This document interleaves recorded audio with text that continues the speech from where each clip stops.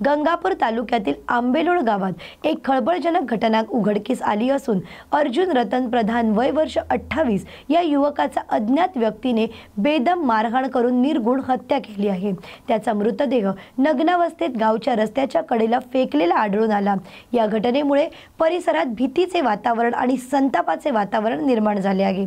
या घटनेची माहिती मिळताच MIDC वाळूज पोलीस घटनास्थळी दाखल झाले असून त्यांनी मृतदेह ताब्यात घेऊन शवविच्छेदनासाठी शासकीय रुग्णालयात पाठवला। पोलिसांनी अज्ञात आरोपी विरोधात गुन्हा दाखल केला असून तपासाला आता सुरुवात केली आहे। प्राथमिक तपासातून ही हत्या पूर्व वैमनस्य वैयक्तिक कारण आणि वैरातून झाल्याचा संशय व्यक्त केली जात आहे।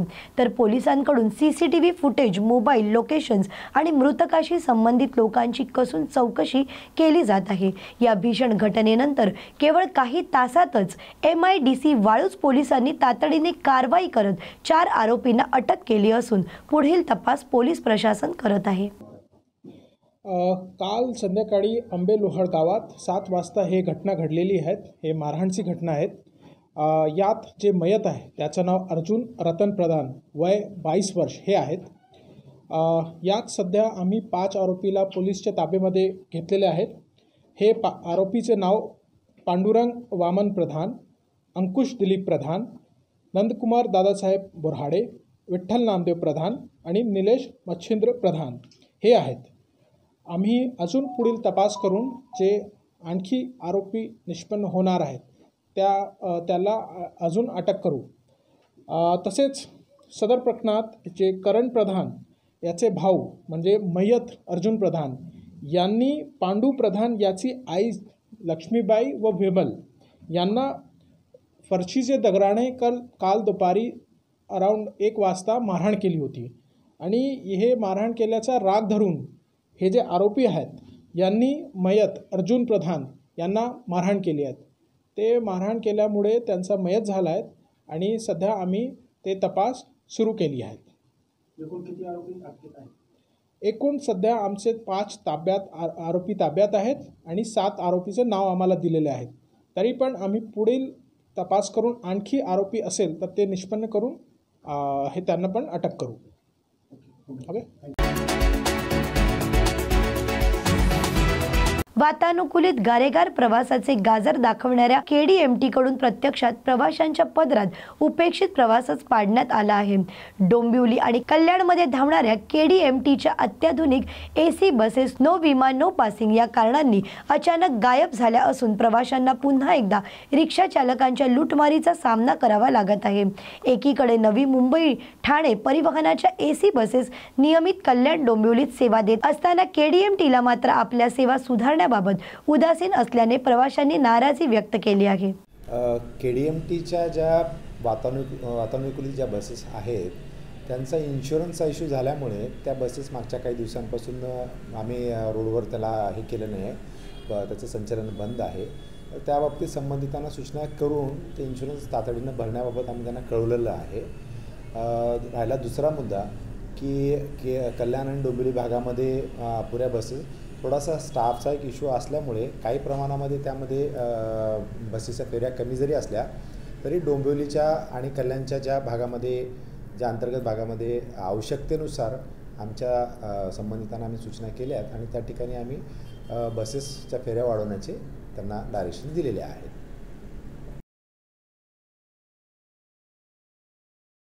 जळगाव जिल्ह्यातील पाचोरा येथे सोशल मीडियावर रीलच्या माध्यमातून भाईगिरी करणे तरुणाला चांगलेच महाग पडले असून या तरुणाला पोलिसांनी ताब्यात घेत चांगलीच अद्दल घडवली आहे। राजू बागुल असे या तरुणाचे नाव असून पाचोरा बस स्थानकातील रीलच्या माध्यमातून भाईगिरी करत या तरुणाने सोशल मीडियावर व्हिडिओ पोस्ट केला होता। पाचोरा शहरातील विशेषतः तरुणांना पाचोरा पोलीस स्टेशनतर्फे जळगाव पोलीस दलातर्फे एक आवाहन करण्यात येत आहे की तरुणाईमध्ये मोठ्या प्रमाणात सोशल मीडियाचा वापर करणं सुरू आहे आणि सोशल मीडियाच्या माध्यमातून इंस्टाग्राम असो, फेसबुक असो, तसं व्हॉट्सॲप याद्वारे रील तयार करून ते फॉरवर्ड करून टॅग करायचे प्रमाण मोठ्या प्रमाणात वाढलेले आहे। तर बरेच असं घडत आहेत, गुन्हे घडत आहे की हे रील पुन्हा दुसऱ्याला टॅग करण्यात येत आहे, त्यामुळे समोरच्याला राग येतो, त्या रागातून गुन्हे घडण्याचे प्रमाण वाढलेले आहे। तसेच आपल्या रील्समुळे एखाद्या समाजाच्या धर्माच्या भावनाही भडकतील अशा प्रकारचे कोणतेही रील तयार करणार नाही. अन्यथा असे तयार केलेले आम्हाला आढळले रील तर त्यांच्यावर कठोर कारवाई करण्यात येणार आहे. रात्रीचं किती वाजेपर्यंत? तसेच पाचोरा शहरातील विनाकारण फिरणारे जे तरुण आहेत 11 वाजेनंतर, तर त्यासाठी मोठ्या प्रमाणात आम्ही मोहीम तर सुरू केलेली आहे. आता यापुढे 11 वाजेनंतर विनाकारण शहरामध्ये फिरणारे तरुण जर आढळले तर त्यांच्यावर कारवाई करण्यात येणार आहे.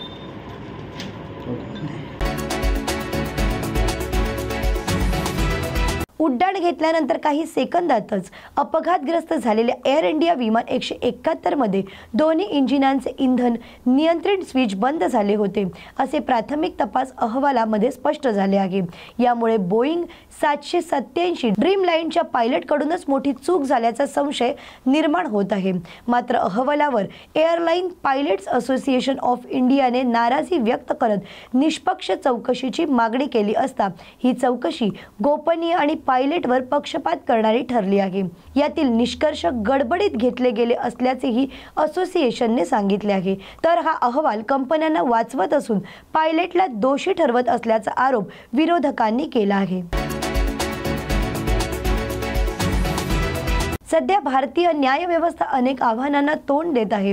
काही वेळ खटल्यांमध्ये निकालासाठी इतका उशीर होतो की निकालांना अनेक दशके लागत असल्याची खंत भारताचे सरन्यायाधीश भूषण गवई यांनी व्यक्त केली. हैदराबादच्या नालसार लॉ युनिव्हर्सिटी येथे झालेल्या दीक्षांत समारंभात मार्गदर्शन करताना न्यायमूर्ती गवई यांनी विद्यार्थ्यांना आवाहन केले की जर परदेशात शिक्षणासाठी जाण्याचा विचार करत असाल तर ते शिष्यवृत्तीच्या आधारे जा.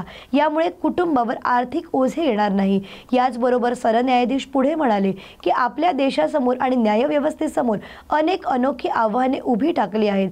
खटल्यांचा निकाल लागायला दशकांचा कालावधी लागतोय. अनेक वेळा एखादी व्यक्ती अनेक वर्ष तुरुंगात कैदी म्हणून राहूनही निर्दोषी आढळली आहे. या गोष्टीची मला खंत वाटते अशी भूमिका न्यायमूर्ती गवई यांनी मांडली आहे.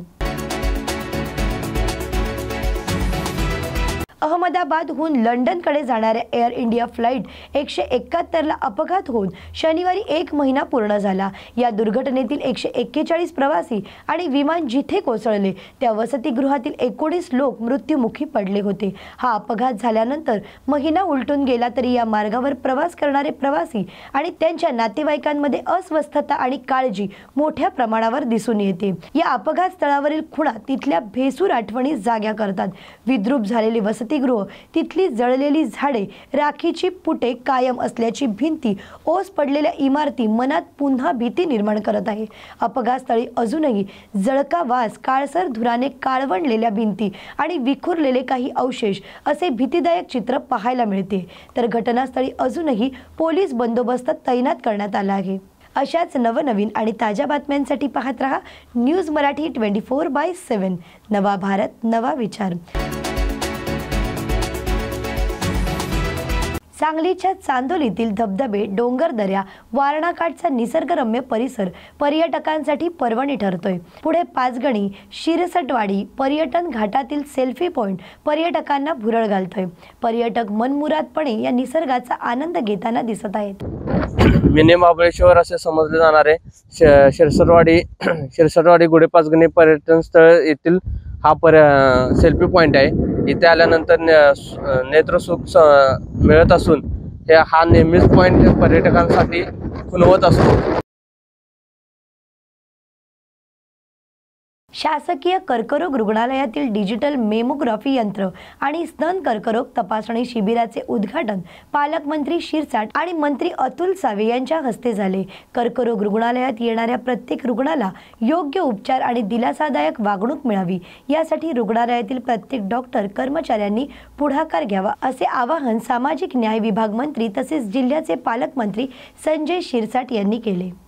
यावेळी मागासवर्ग कल्याण मंत्री अतुल सावे, विधान परिषद सदस्य संजय केनेकर, माजी महापौर नंदकुमार घोडेले यांच्यासह रुग्णालयातील डॉक्टर, परिचारिका वर्ग आणि इतर तंत्रज्ञ कर्मचारी वर्ग उपस्थित होते. हा आम्हाला या हॉस्पिटलमध्ये त्याच पॉझिटिव्ह अँगलने तो पेशंट बरा होऊन बाहेर गेला पाहिजे, हा आमचा त्याच्या मागचा दृष्टिकोन असतो. म्हणून सुप्रियाजी तुम्ही चिंता करू नका.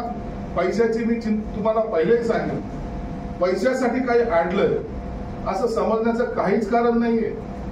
पैसे देने वाले हम है, आजकल हमारा नाम बहुत चल रहा है. म्हणून पैशाची चिंता नाही, एखादी बॅग तुमच्याकडे पाठवून देऊ. परंतु पेशंट माझा इथून हसत गेला पाहिजे. काही असतं तर माझा पेशंट त्या आनंदात गेला पाहिजे.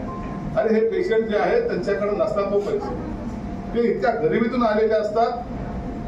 तुम्ही पहा, पेशंट एखादा पेशंट आता जर वार्डमध्ये जाल ना, पेशंटच्या बाजूला बसलेला त्याचा नातेवाईक हा उपाशी सुद्धा असतो. तो हे पाहत असतो की माझा हा माणूस वाचला पाहिजे, त्याला खायला सुद्धा नसतं, कसा बाहेर जाऊन खात असेल हे जर पाहिलं ना, चित्र एकदा डोळ्यात साठवलं ना, तर तुम्हाला त्याची खऱ्या अर्थाने जाणीव होईल की काय पेशंट असतात. छत्रपती शिवाजी महाराजांच्या 12 किल्ल्यांचा युनेस्कोच्या जागतिक वारसा यादीत समावेश करण्यात आल्यानंतर शिवप्रेमींमध्ये आनंदाचे वातावरण पाहायला मिळत आहे. याच अनुषंगाने नागपूरमधील छत्रपती शिवाजी महाराजांच्या पुतळ्याला शिवप्रेमींनी आणि भारतीय जनता पार्टीच्या कार्यकर्त्यांनी माळ अर्पण करून पुतळ्यासमोर आनंद उत्सव व्यक्त केला. शिवप्रेमींनी फटाके फोडत, ढोल ताशांच्या गजरात नाचत आणि एकमेकाला पेढे भरवत हा आनंद साजरा केला. बुलढाण्याच्या येळगाव येथील पैनगंगा आदिवासी आश्रमशाळेतील विद्यार्थ्यांना विषबाधा झाल्याची घटना घडली असून त्या विद्यार्थ्यांवर जिल्हा सामान्य रुग्णालयात उपचार करून त्यांना सुट्टी देण्यात आली. विद्यार्थ्यांना अन्नातून विषबाधा झाल्याची माहिती जिल्हा शल्क चिकित्सक यांनी दिली होती. यावरून अन्न आणि औषध विभागाच्या पथकाने संबंधित आश्रमशाळेमध्ये जाऊन अन्नपदार्थांचे नमुने घेतले असून बाधित विद्यार्थ्यांची साक्ष देखील घेण्यात आली आहे. तर अन्न पदार्थांचा विश्लेषणात्मक अहवाल आल्यानंतर पुढील कारवाई केली जाणार असल्याचे सांगितले आहे. वर्तमानपत्रामध्ये विषबाधेबाबत बातमी प्रसिद्ध झाली. त्यानुसार मी इथं चौकशी करता आलो आहे. या आश्रमशाळेत मी सर्वांचे स्टेटमेंट घेतले, ज्या मुली बाधित होत्या त्यांचे पण स्टेटमेंट घेतले आणि इथे मी ते अन्नपदार्थाचे नमुने घेतले. नमुने हे विश्लेषणाकडे जातील. रिपोर्ट आल्यानंतर पुढील कारवाई करण्यात येईल. नमुने तेल आहे, त्यानंतर आटा आहे, उडद डाळ आहे, मूग डाळ आहे, मिरची पावडर आहे, हळदी पावडर इत्यादी नमुने विश्लेषण घेतले. ज्या विद्यार्थ्यांना विषबाधा झाली होती त्यांचं तुम्ही बयान घेतलं, त्यांनी याच विषबाधेला दुसरा दिलेला आहे का? नाही. विद्यार्थ्यांनी काय सांगितलं? विद्यार्थ्यांनी सांगितलं की त्या दिवशी उडदाचं वरण, पोळी आणि भात खाल्लेला आहे आणि त्यामध्ये कढी आणि भात खाल्लेला नाही असे त्यांनी स्टेटमेंट दिले. त्याच्यापासून काही त्यांना उलट्या जुलाब किंवा काही त्रास झाला सांगितलं असे त्यांनी सांगितले. उलट्या जुलाब त्रास झालेला नाही असे त्यांनी सांगितले.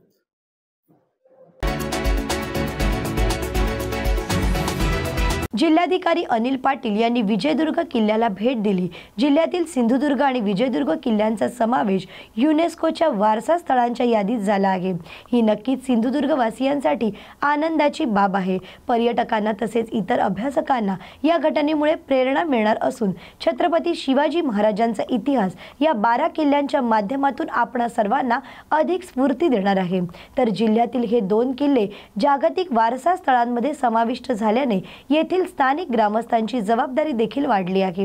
आता या ठिकाणी पर्यटकांची संख्या वाढत असल्याने गावकऱ्यांनी पर्यटनातून रोजगार निर्मिती मोठ्या प्रमाणात कशी करता येईल याकडे लक्ष द्यावे असे जिल्हाधिकारी अनिल पाटील म्हणाले आहेत.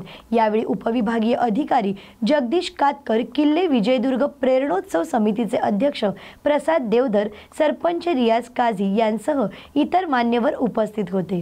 होता अट्टहास शेवटचा आधीच गोड व्हावा. तो आज हा गोड दिवस विजयदुर्गवासियांसाठी आणि इतिहासावर प्रेम करणाऱ्या सर्व लोकांसाठी आलेला आहे. विजयदुर्गचं नामांकन हे जागतिक वारसा स्थळामध्ये गेलेलं आहे. त्याबद्दल मी जिल्हाधिकाऱ्यांना विचारतो, त्यांचं योगदान यामध्ये खूप मोठं आहे. तर आज त्यांच्या भावना कशा आहेत? नाही, खूप छान वाटतं आज इथे, कारण आपल्याकडे 12 जे किल्ले आपल्याकडचे महाराष्ट्रातले आणि एक जिंजी तमिळनाडूतला किल्ला असे 12 किल्ले आपण युनेस्कोच्या जागतिक वारसा यादीमध्ये गेलेले आहेत आणि त्याला मान्यता दिली गेली आहे. कालच मान्यता झाली त्याची. आणि आजचं आता या अनुषंगाने आपले पूर्ण 12 किल्ले हे सगळे जागतिक नकाशावर ते गेले आहेत. आता तर पर्यटकांना किंवा बाकीच्या अभ्यासकांना शिवाजी महाराजांनी काय परिस्थितीमध्ये लढाया केल्या किंवा कुठे कुठे त्यांनी किल्ले बांधले आणि कशी त्यांची रचना केली आहे याचा अभ्यास किंवा इतिहास करण्यात माहिती मिळावी त्या अनुषंगाने आपण आता आपली जबाबदारी वाढली आहे की आपण हा किल्ले स्वच्छ ठेवणे, आलेल्या पर्यटकांना त्यांचं स्वागत करणे, त्यांचं आदरातिथ्य करणे या गोष्टी जर आपण केल्या तर मला वाटतं की हा वारसा जो आहे तो जगापर्यंत पोहोचेल आणि मग याचा लोकांना आपण फायदा होईल, आपल्याला त्याचा फायदा होऊ शकतो.